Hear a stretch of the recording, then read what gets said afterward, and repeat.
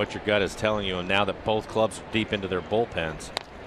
Arencibia, right side. Franklin to a knee, throw to first, and he gets the out. Run scores. And that is exactly the reason why Lloyd didn't bring the infield in. If Nick Franklin is in, he won't get to that ball, and now you have a base hit, probably 2-run score, and there's still only one out.